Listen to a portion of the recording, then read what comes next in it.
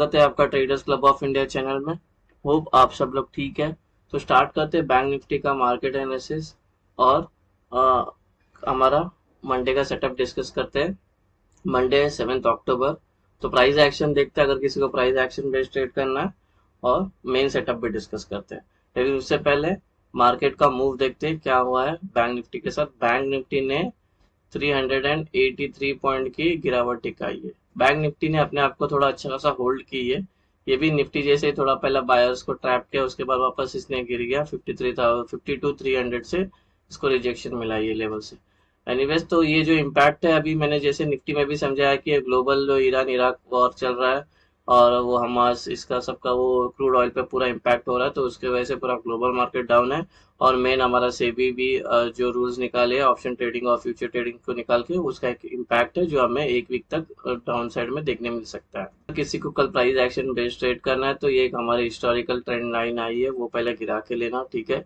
उसके बाद यहाँ पे अगर हमें एक अच्छा खासा सपोर्ट मिला है, हैमर फॉर्म हुआ है, कल अगर इधर ही ऊपर ओपन होती है, सस्टेन करके ऊपर जाती है, तो वेट करना है इसके ब्रेक होने का 51,800 का। अगर ये ब्रेक करती है तो ऊपर एक ट्रेंड लाइन है, तो ये ट्रेंड लाइन को ब्रेक होने का वेट करना, रीटेस्ट का, उसके बाद ही लॉन्ग होना, क्योंकि मार्केट इंट्राडे में काफी बेरिश चल रही है। तो रीटेस्ट का वेट करोगे तो अच्छा हो जाएगा, ठीक है। उसके बाद लॉन्ग होना, फर्स्ट टारगेट ए और दूसरा टारगेट ए। अगर ये नीचे के साइड में ब्रेक करता है तो नीचे का यहाँ से शॉर्ट करना, फर्स्ट टारगेट ये होगा और इसके नीचे का टारगेट होगा 51,700 का, ले सकते हो आप। हमारे मेन सेटअप पे आ गए। सेटअप डिस्कस करने से पहले आपसे रिक्वेस्ट करता हूँ, अगर आप चैनल पर नए हो तो प्लीज चैनल को सब्सक्राइब करना और बेल आइकन को हिट करना, जिससे मेरी सारी वीडियोस की नोटिफिकेशन आपको समय पे मिलते रहे। वीडियो को पूरा देखना, बीच में स्किप मत करना। हाफ इन्फॉर्मेशन लेके जाके ट्रेड करोगे तो आपको नुकसान हो सकता है। वैसे ये कोई टिप या कोई एडवाइजरी कॉल नहीं है और ना ही हम सेबी रजिस्टर्ड है। ये एजुकेशन पर्पज के लिए वीडियो है, तो इसको एजुकेशन पर्पज के हिसाब से देखना। अगर ये सेटअप आपको पसंद आता है तो इसको पहले बैक टेस्ट करना, उसके बाद अपने ट्रेडिंग गियर में इसको यूज करने लेना अपने रिस्क पे। और इस सेटअप से रिलेटेड और भी कुछ आपको डाउट आता है तो इससे रिलेटेड मैंने अलग से वीडियो बनाया जिसका नाम है ब्रह्मास्त्र स्ट्रैटेजी। वो वीडियो एक बार जरूर देख लेना, उसका लिंक आपको डिस्क्रिप्शन में मिल जाएगा। हमारा कल का न्यूट्रल पॉइंट है और नॉन ट्रेडिंग जोन है। और इस न्यूट्रल पॉइंट की जो नॉन ट्रेडिंग जोन की जो रेंज है मैंने यहाँ पे मेंशन किया। ये जो न्यूट्रल पॉइंट है डिसेंडिंग वाइड रेंज है, नीचे का वाइड रेंज है, ठीक है। तो इसको आपके चार्ट पे प्लॉट करके लेना। डिस्कस करते हैं। ये रेजिस्टेंस 1, रेजिस्टेंस 2 और ये 3। रेजिस्टेंस 1 जो होते हैं, जो रेजिस्टेंस होते हैं वो हमारे नॉन ट्रेडिंग जोन भी होते हैं। और प्रीवियस डे हाई इंक्लूडेड है रेजिस्टेंस 2 के अंदर, ठीक है। तो जो रेजिस्टेंस 1 है उसकी नॉन ट्रेडिंग जोन की रेंज यहाँ पे मेंशन है, ये 2 की नॉन ट्रेडिंग जोन रेंज है और ये 3 की नॉन ट्रेडिंग जोन रेंज है। रेजिस्टेंस 4, रेजिस्टेंस 5 और 6 ये नॉन ट्रेडिंग जोन है। और रेजिस्टेंस 4 की नॉन ट्रेडिंग जोन की रेंज यहाँ पे मेंशन है, रेजिस्टेंस 5 की नॉन ट्रेडिंग जोन यहाँ पे मेंशन है और रेजिस्टेंस 6 की नॉन ट्रेडिंग जोन रेंज है। डिस्कस करते हैं सपोर्ट लेवल। सपोर्ट 1, सपोर्ट 2 और ये 3। सपोर्ट 1 के अंदर इंक्लूड है प्रीवियस डे लो, और जो हमारे सपोर्ट होते हैं वो हमारे technically non trading zone act करते हैं। तो जो सपोर्ट 1 है उसकी नॉन ट्रेडिंग जोन की रेंज यहाँ पे मेंशन है, ये सपोर्ट 2 की नॉन ट्रेडिंग जोन रेंज है और ये 3 की नॉन ट्रेडिंग जोन रेंज है। सपोर्ट 4, 5 और ये 6 ये नॉन ट्रेडिंग जोन है और सपोर्ट 4 की रेंज यहाँ पे मेंशन है। सपोर्ट 4 की नॉन 5 की नॉन ट्रेडिंग जोन रेंज ये है और ये 6 की रेंज है। सपोर्ट, रेजिस्टेंस और न्यूट्रल पॉइंट के रेंज डिस्कस हो गए। कोई रेंज समझ में नहीं आई हो तो आपको वीडियो को पॉज करके फिर देख के आपके चार्ट पे प्लॉट करके लेना। अब ये एंट्री और एग्जिट मार्क करते हैं गाइस। ये कल की हमारी एंट्री और एग्जिट, जब नॉन ट्रेडिंग जोन बन जाएगा तो ऊपर के साइड में ग्रीन एरोज मार्क करना, रेंज के लोअर साइड में रेड एरोज मार्क करना, जिससे आपको एंट्री और एग्जिट आसानी समझ में आए। ग्रीन का मतलब है बाय करना है, लॉन्ग करना है, और रेड का मतलब है मैं सेल करना है, शॉर्ट करना है।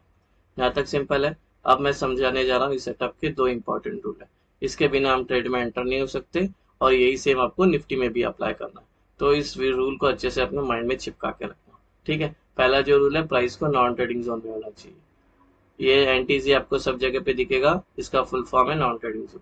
सेकंड जो रूल है, अगर प्राइस नॉन ट्रेडिंग जोन में आ गई है तो उसको उसके अंदर 15 मिनट सस्टेन करनी चाहिए, ठीक है।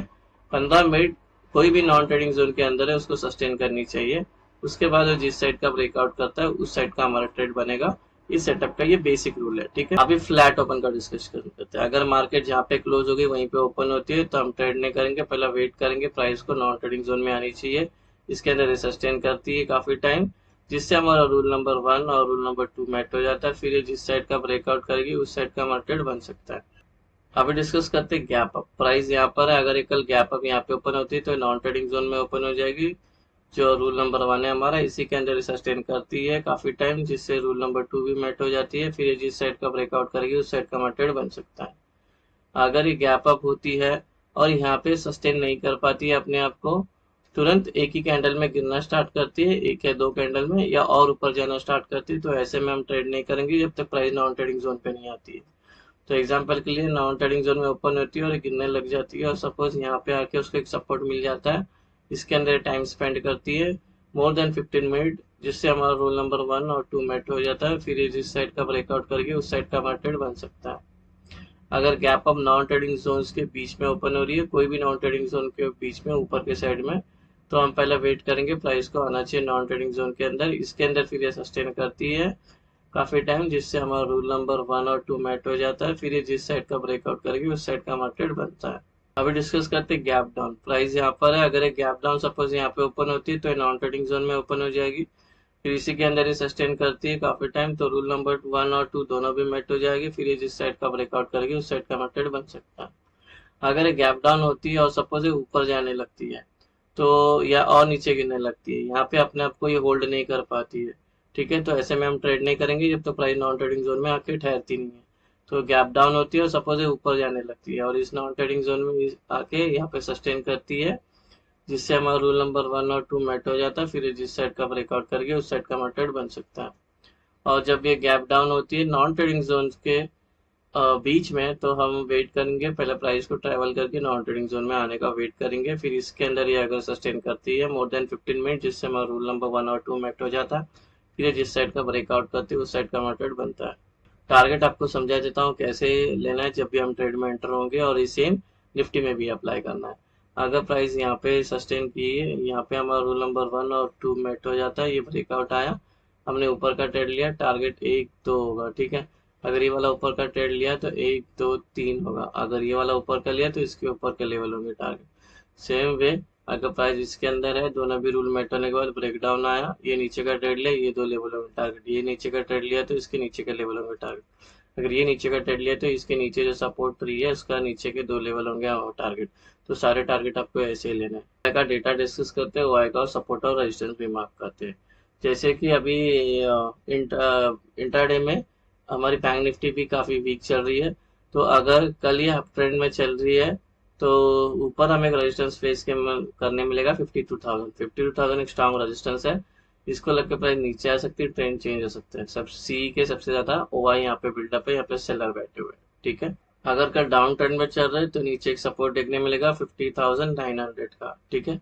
इसको लग के प्राइस ऊपर जा सकती है, ट्रेंड चेंज हो सकता है, बिकॉज यहाँ पे पुट राइटर्स के ओआई सबसे ज्यादा यहाँ पर है, यहाँ पे बायर्स बैठे हुए हैं। इस सेटअप में 2 एंट्रीज है, एक सेफ एंट्री है सेफ ट्रेडर्स लोग के लिए, एक एग्रेसिव एंट्री है एग्रेसिव ट्रेडर्स के लिए। तो अभी मैं जो एक्सप्लेन कर रहा हूँ ध्यान से सुनना, ठीक है, ये बहुत इंपॉर्टेंट पार्ट है सेटअप का, और ये सेम निफ्टी में भी अप्लाई करना है, सेफ एंट्री और एग्रेसिव एंट्री कैसे ली जाए। जब भी प्राइस अब जो इसके अंदर है और टाइम स्पेंड की, हमारा रूल नंबर 1 और 2 मेट हो गया, ठीक है, और ये ब्रेकआउट आया, ठीक है। ब्रेकआउट आने के बाद जो इसके बाद जो कैंडल बनेगी, 3 ग्रीन बननी चाहिए, साइज कोई भी चल गया, उसके बाद जब एंटर करेंगे तो ये होगी हमारी बुलिश सेफ एंट्री, ठीक है। अभी सेफ एंट्री का एक्सप्लेन कर रहा हूँ, ये बुलिश सेफ एंट्री तो हो गई।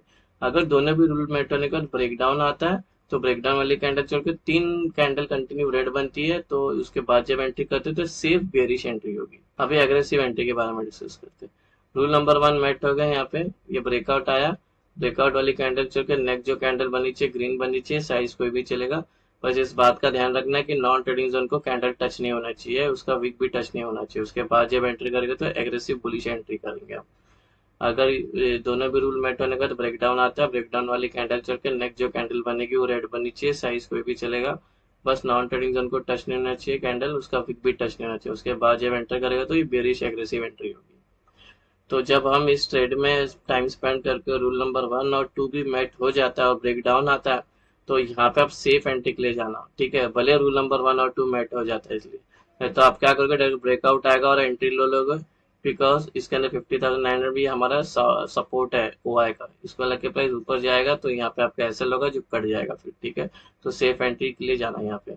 अभी पीसीआर जो निफ्टी की चल रही है, बैंक निफ्टी की जो चल रही है वो 0.9 चल रही है, जो इंडिकेट करता है बेरिशनेस को। लेकिन इसने 0.5 से इनफैक्ट 0.4 जो गैप डाउन हो उधर से अच्छी खासी रिकवरी करके 0.9 पे आ गई है, लेकिन थोड़ा वीकनेस अभी भी है। और एक बार मैंने निफ्टी में गलती से 0.9 के बदले 7 बोल दिया, तो निफ्टी में जो चल रहा है वो 0.9 है और बैंक निफ्टी में भी 0.9 पीसीआर चल रहा है। सो गाइस, ये बन गया हमारा कल का इंट्राडे सेटअप बैंक निफ्टी का। होप आपको सेटअप पसंद आया तो वीडियो को लाइक शेयर सब्सक्राइब करना। Thank you so much.